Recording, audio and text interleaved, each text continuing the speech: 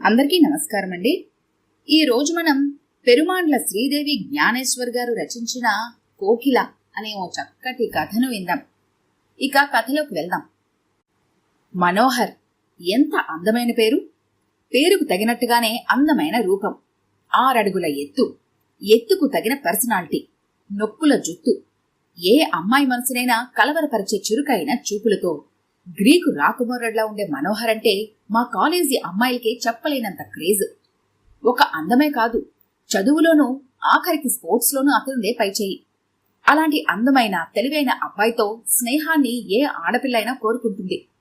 మా కాలేజీ అమ్మాయిలు అతని స్నేహం కోసం అర్రులు చాచేవారు. బిడియ ఉన్న అమ్మాయిలైతే అతని హలో అనే పిలుపు కోసం, కాస్త భయం లేని అమ్మాయిలైతే అతనికి షేక్ హ్యాండ్ ఇవ్వటం కోసం, ఫాస్ట్ నేచర్ ఉన్న అమ్మాయిలైతే హాయ్ హ్యాండ్సమ్ అని అతని భుజం మీద చరవటం కోసమే కాలేజీకి వచ్చేవారంటే అది నిజమే. ఇక సంకోచం బిడియ ఉన్న అమ్మాయిలైతే అతన్ని ఆమడ దూరం నుండే చూసి సంతోషించేవారు. వారిలో నేను ఒకదాన్ని. నాకు అందరిలాగే అతనితో మాట్లాడాలని, కరచాలనం చెయ్యాలని ఉంటుంది. కాని అంత సాహసం ఎప్పుడూ చేయలేదు.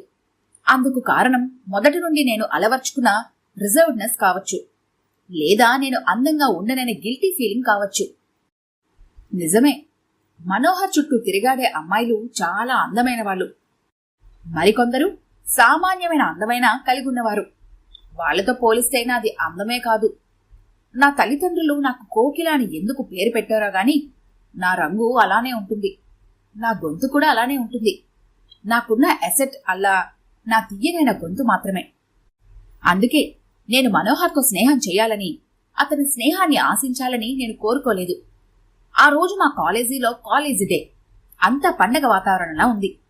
ప్రిన్సిపల్ గారు కొంతమంది చురుకైన అబ్బాయిలను పిలిచి వారికి ఏ ఏ పనులు చేయాలో పురమాయించాడు. వాళ్లు మిగతా కొంతమంది స్టూడెంట్స్ ని బ్యాచెస్ గా చేసుకుని ఎవరికి వారే ప్రోగ్రామ్స్ ని సక్సెస్ చేసి మంచి పేరు కొట్టేయాలని, హీరోలైపోవాలని ఆరాటపడుతూ హడావిడిగా తిరుగుతున్నారు. ఆ రోజు క్లాసెస్ ఏమీ జరగదని తెలుసు. అయినా పండగ వాతావరణాన్ని చూడాలని ఉదయం పూట కాలేజీకి వచ్చాను. కానీ నా స్నేహితులు ఎవ్వరూ నాకు అందుబాటులో లేరు. ఆ రోజు ఒకరు ఫ్యాన్సీ షోలో, ఒకరు నాటకంలో, ఒకరు డాన్స్ గ్రూప్ లో పాల్గొంటూ ఆ రిహార్సల్స్ లో బిజీగా ఉన్నారు. ఫలితంగా నేను ఒక్కదాన్నే మిగిలిపోయాను కాలేజీలో. ఒకసారి కాలేజ్ అంతా చుట్టి వచ్చాను. ఇంకా అక్కడ ఏం చేయాలో తోచలేదు. ఇంటికి వెళ్లి సాయంత్రం ప్రోగ్రాం స్టార్ట్ అయ్యే సమయానికి తిరిగి వద్దామనుకుని కాలేజ్ గేట్ వైపు నడక సాగించాను. ఇంతలోనే వెనక నుండి కోకిల గారు అన్న పిలుపు. తలదించుకొని నడుస్తున్న నాకు ఒక్కసారిగా హార్ట్ బీట్ పెరిగిపోయింది ఆ పిలుపుతో. ఎందుకంటే ఆ పిలుపు మనోహర్ది కాబట్టి. గుండె వేగంగా కొట్టుకుంటుంటే వెనక్కి తిరిగి చూశాను. నిజమే, మనోహర్ నా వైపు పరిగెత్తుకుంటూ వస్తున్నాడు. నాకు ఆశ్చర్యం అనిపించింది. నేను ఆశ్చర్యం నుండి తేరుకునే లోపే అతను నా ఎదురుగా వచ్చి ఆయాసపడుతూ ఆగిపోయాడు. ఏం కోకిల గారు, మీ నడక ఇంత ఫాస్ట్ గా ఉంటే ఇక మీరు పరిగెత్తితే బుల్లెట్ ట్రైన్ కూడా మిమ్మల్ని అందుకోలేదేమో అన్నాడు మనోహర్ కాస్త రొప్పుతూ. అతని మాటలకి ఒకంత సిగ్గుపడ్డాను. అవునండి, మీరెందుకు సాంగ్ కాంపిటీషన్లో పాల్గొనటం లేదు అడిగాడు తనే. నేనింకా ఆశ్చర్యం నుండి తేరుకోలేదు. అతనేమిటో నాతో మాట్లాడటమేమిటి? ఇంకా అది కలో నిజమో నాకు అర్థం కావటం లేదు. ఏమండి, మిమ్మల్నే, పదండి అలా వెళ్తూ మాట్లాడుకుందాం అని నడవసాగాడు. నేను అతన్ని అనుసరించాను, కానీ ఇంకా నాకు ఆశ్చర్యమే అనిపిస్తుంది. నా ప్రశ్నకి సమాధానం చెప్పలేదు మీరు. ఎందుకు పాడటం లేదు అడిగాడు. కారణం ఏమీ లేదు, ఎందుకో పాడాలనిపించలేదు అంతే. సమాధానమైతే ఇచ్చాను, కానీ అతని పక్క ఆ విధంగా నడవటం నా మనసును ఏదో తెలియని ప్రకంపనకు గురిచేస్తోంది. ఇది మరీ బావుందండి. మీ మటుకు మీరు పాడాలనిపించడం లేదని మానేస్తే మీ పాటల్ని అభిమానించే మాలాంటి అభిమానులు మాటేమిటి అన్నాడు. ఆ మాటతో నా మనసు దూది పింజలా గాల్లో తేలిపోయింది. నిజం చెప్పమంటారా కోకిల గారు, నాకు సంగీతం అంటే మొదటి నుండి ఇష్టం. మొదటిసారి మీ పాట విన్నప్పటి నుండి నేను మీ గానం అంటే ఇష్టం పెంచుకున్నాను. ఎప్పటి నుండో మీతో మాట్లాడాలి అనుకుంటున్నాను. కానీ ఎవరో తరిమినట్టుగా పరిగెత్తుకెళ్లే మిమ్మల్ని చూసి సంకోచించాను. కానీ ఈరోజు మీరు పాడలేదని తెలిసి బాధపడ్డాను. ఎలాగైనా మీతో పాడించాలని, మీ పాట విని ఆనందించాలని ఇలా మీతో మాట్లాడుతున్నాను. నా మాట కాదనరుగా? కాసేపు ఆగాడు మనోహర్. నాకు మాత్రం మనసు కళ్ళం లేకుండా పరిగెత్తుతూనే ఉంది. గ్రీకు వీరుడు లాంటి అబ్బాయి కోసం కాలేజీ అమ్మాయిలంతా పిచ్చిగా అతని చుట్టూ తిరుగుతుంటే అతను మాత్రం పనిగట్టుకుని నా దగ్గరకొచ్చి నేను మీ అభిమానినని చెబుతుంటే ఏ ఆడపిల్ల మనసు గర్వపడదు? మీరేం మాట్లాడరేంటండి? తప్పకుండా పాడుతారుగా? లేదు, నేను ప్రాక్టీస్ చేసుకోలేదు తడబడుతూ అన్నాను. ఆ మాటతో నడుస్తున్న మనోహర్ ఒక్కసారిగా ఆగిపోయాడు. మీరు పాడాలి. మీ పాటని అభిమానించే నా కోసం మీరు తప్పకుండా పాడాలి. మీరు పాడుతున్నారంతే అని వెనుతిరిగి చూడకుండా వెళ్ళిపోయాడు. నాకింకా ఆశ్చర్యం వేసింది అతని చనువుకి, అధికారానికి. ఆలోచిస్తూనే ఇంటికి చేరుకున్నాను.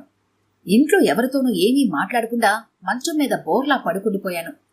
కళ్ళు మూసినా తెరిచినా ఇంకా జరిగిన సంఘటనే నా కళ్ల ముందు కదులుతుంది. మనోహర్ ఆడపిల్లలు అందమైన కలల రూపం, అమ్మాయిలు పిచ్చిగా ఆరాధించే కాలేజీ హీరో. అలాంటి వాడు నా దగ్గరకొచ్చి మాట్లాడటం తలుచుకుంటేనే మనసుకు ఎంతో హాయిగా ఉంది. ఎన్నాళ్ళు అతనితో మాట్లాడే అందమైన అమ్మాయిలను చూస్తే అంతర్లీనంగా నాకు కాస్త జలసీ ఉండేది. ప్రతిరోజు కాలేజీలో ఏదో గిల్టీ ఫీలింగ్తో ఉండే నాకు ఈ రోజు మాత్రం చాలా సంతృప్తిగా ఉంది. నాలో ఏ ఆకర్షణ లేనిదే అతను నాతో పరిచయం పెంచుకోవాలి అనుకోడు కదా. మంచం మీద నుండి లేచి వెళ్లి అద్దంలో మొహం చూసుకున్నాను.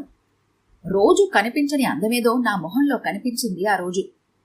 ఇవే కళ్ళు, ఇదే ముక్కు, ఇవే పెదవులు, ఇదే నలుపు రంగు నిన్నటి వరకు ఏ అందం, ఆకర్షణ లేకుండా కనిపించేవి. కాని ఈరోజు నాలోనూ ఏదో అందం కనిపిస్తోంది. ఇంతకీ పాట పాడాలా వద్దా? ఎటూ నిర్ణయించుకోలేకపోయాను. ఎదురుగా ఉన్న పాటల డైరీని చేతిలోకి తీసుకున్నాను. దానిని తన్మయత్వంతో హృదయానికి హత్తుకున్నాను. మళ్లీ మనసులో ఆలోచనల తరంగాలు. నేను ఎక్కువగా ఆలోచిస్తున్నానేమో. అతను నా పాటనే అభిమానిస్తున్నాడు కాని నన్ను కాదుగా. ఆ మాటకే ఎందుకు మనసులా పరిగెత్తుతుంది?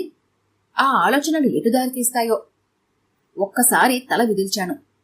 మై గాడ్, నా మనసు ఆధీనం తప్పుతుంది. దానికి ఎలాగైనా కళ్ళెం వేయాలి.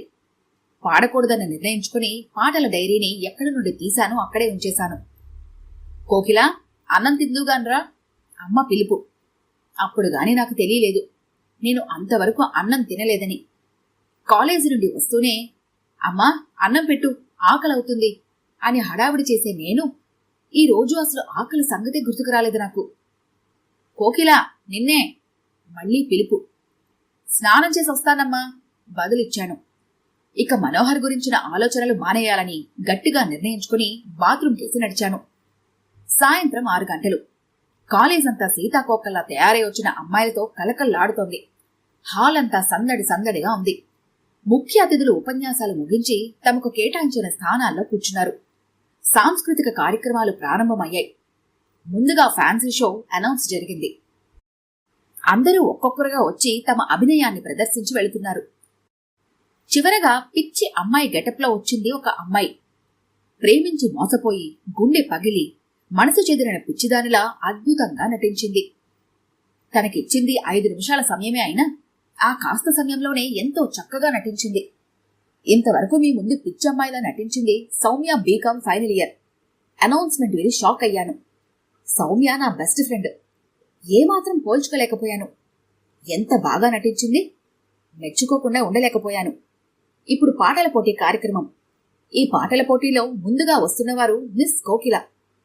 అనౌన్స్మెంట్ కాగానే మనోహర్ కోసం వెతికాయి నా కళ్ళు. కాని ఎక్కడా అతను కనబడలేదు. అతని గురించి వెతుకుతూనే వెళ్లి మైక్ ముందు నిల్చున్నాను. ఓ క్షణం కళ్ళు మూసుకుని పాడటం మొదలుపెట్టాను. నాకిష్టమైన అన్నమయ్య కీర్తన, పిడికెటి తలంబ్రాల పెళ్లి కూతురు. నా పాట అయిపోయేంతవరకు హాల్ అంతా మెస్మరైజ్ చేస్తున్నట్టుగా ఉండిపోయారు. పాట అయిపోగానే హాల్ అంతా కరతాల ధ్వనులతో మారుమ్రోగింది. మరి నా పాటకున్న క్రేజ్ అలాంటిది. స్టేజ్ దిగుతూ వద్దనుకుంటూనే మనోహర్ కోసం వెతికాయి నా కళ్ళు. కాని ఎక్కడా అతను కనిపించలేదు. అసలు నేను ముందు పాడకూడదనే నిర్ణయించుకున్నాను. కాని ఆ తర్వాత పాడకుండా ఉండలేకపోయాను. నేను పాడనని చెప్పేసరికి బాధపడి రాలేదేమో. ఆ ఆలోచన రాగానే ఒక్క క్షణం అక్కడ ఉండాలి అనిపించలేదు. అసహనంగా ఇక అక్కడి నుండి ఇంటికి వెళ్దామని ఆడిటోరియం నుండి బయటకొచ్చి కాలేజీ గేటు వైపు నడక సాగించాను. ఇంతలోనే కోకిలా అన్న పిలుపు మనోహర్ది. నా గుండె వేగం పెరిగింది. ఆ పిలుపుతో వెనక్కి తిరిగి చూశాను. ఒక్కసారిగా నా గుండె లయ తప్పింది. ఎదురుగా మనోహర్ మన్మధుడి వేషంలో అద్భుతమైన అందంతో వెలిగిపోతున్నాడు. నేను రెప్పవేయడం కూడా మర్చిపోయాను. నా కోసం పాట పాడినందుకు చాలా థ్యాంక్స్ కోకిల. అవును, అప్పుడే వెళ్ళిపోతున్నారే, నా ప్రోగ్రాం చూడరా అన్నాడు. మీ ప్రోగ్రామా? ప్రశ్నార్థకంగా అడిగాను. అవును, నేను కాలేజీ బ్యూటీ అర్చన రతి మన్మధుల్లా నటిస్తున్నాము. నేనిప్పుడు ఆ మేకప్లోనే ఉన్నాను అన్నాడు. కాలేజీ బ్యూటీ అనగానే నా మనసు చివుక్కుమంది. నేనింత కష్టపడి నటిస్తుంటే మీరు చూడకపోతే ఎలా? నేను చూడకపోతేనే అందరూ చూస్తారుగా అన్నాను. భలే వారే, అందరూ మీరు ఒకటేనా నవ్వాడు. ఆ మాట నాకు భలే సంతృప్తినిచ్చింది. ఇంతలోనే రతి మన్మధుల ప్రోగ్రాం అనౌన్స్మెంట్ వినిపించింది. పదండి వెళ్దాం, నా ప్రోగ్రాం చూదురుగాని అన్నాడు. నేను అతన్ని అనుసరించాను. ఆడిటోరియంలోకి ఎంటర్ అయ్యేటప్పుడు హఠాత్తుగా అన్నాడు, చాలా థ్యాంక్స్ కోకిల అని. ఎందుకని అడిగాను. ప్రోగ్రాం స్టార్ట్ అయిన దగ్గర నుంచి మీ కళ్ళు నా కోసమే వెతుకుతున్నాయి. నేనంతా మేకప్ రూమ్లో నుండి గమనిస్తూనే ఉన్నాను అన్నాడు. దాంతో నా తల సిగ్గుతో వాలిపోయింది. రోజురోజుకి మనోహర్కి నాకు మధ్య సాన్నిహిత్యం పెరుగుతోంది. నేను ఎంత అవాయిడ్ చేయాలనుకున్నా మనోహర్ నన్ను వదలటం లేదు. ఎవరి మీద చూపించని ఇంట్రెస్ట్ నా మీద చూపిస్తున్నాడు. అతని వెంటపడే అమ్మాయిలను పట్టించుకోకుండా నాతో మాట్లాడటాన్ని ఇష్టపడుతున్నాడు. మా మధ్య ఏదో ఉందని అప్పటికే కాలేజీలో గుసగుసలు మొదలయ్యాయి. అమ్మాయిలంతా నా వైపు అసూయగా చూడసాగారు. ఒకరోజు అదే చెప్పాను మనోహర్తో. అందరూ మన మధ్య ఏదో ఉందనుకుంటున్నారు. లేకపోతే కదా లేదనుకోవడానికి నవ్వుతూ అన్నాడు. అంటే అన్నాను. ఆ మాటతో మనోహర్ నా కళ్లలోకి సూటిగా చూస్తూ, నిజం చెప్పు కోకిల, మన మధ్య ఏదీ లేదా? ఉంది అంటే అది ప్రేమ కాదంటావా అన్నాడు. ఆ మాటలతో నా మనసు వరద గోదారిలా పరుగులు పెట్టింది. అతనితో స్నేహమే అదృష్టం అనుకుంటే ప్రేమిస్తున్నానంటున్నాడు. కాలేజీలో ఇంతమంది అందమైన అమ్మాయిలుంటే నన్నే ఎందుకు ప్రేమించావని నేను అడగచ్చు. కానీ కోకిల, నేను బాహ్య సౌందర్యం కంటే మానసిక సౌందర్యానికి ఎక్కువ విలువనిస్తాను అన్నాడు. ఇక ఆ రోజు తర్వాత నేనెప్పుడు మనోహర్ మీద ఎలాంటి అనుమానాలు సందేహాలు పెట్టుకోలేదు. మనోహర్ లాంటి అబ్బాయి ప్రేమిస్తున్నాడంటే రిజెక్ట్ చేసేంత మూర్ఖత్వం ఏ ఆడపిల్ల చేయదు. నా విషయంలోనూ అదే జరిగింది. నా ఊహల్లో, కలల్లో, మాటల్లో, పాటల్లో, నిదురలో, మెలకువలో అంతా మనోహరే నిండిపోయాడు. ఎవరు ఏమనుకున్నా నేను లెక్క చేయను. మనోహర్ నావాడు అనే నిజం చాలు నాకు. ఇంతకు ముందు నిద్ర పట్టకుంటే అమ్మ ఊళ్ళో తల పెట్టుకునేదాన్ని. అమ్మ ప్రేమగా తల నిమురుతుంటే హాయిగా నిద్రపట్టేది. కాని ఇప్పుడు నిద్రపోని రాత్రులే ఎక్కువ. అయినా అమ్మ దగ్గరికి వెళ్లటం లేదు. కారణం మనోహర్ తలంపులు. వెన్నెల వెదజల్లే పున్నమి రాత్రుల్లో డాబా పైన చెల్లెలతో అష్టాచమ్మ, చెస్, క్యారమ్స్ ఆడేదాన్ని. ఇప్పుడు ఆ ఆటలేవీ లేవు. అక్క, నీవెందుకు నాతో సరిగా మాట్లాడటం లేదు ఈ మధ్య? నాతో ఆడటం కూడా లేదు. ఎందుకక్క? చెల్లెలి అభ్యర్థన.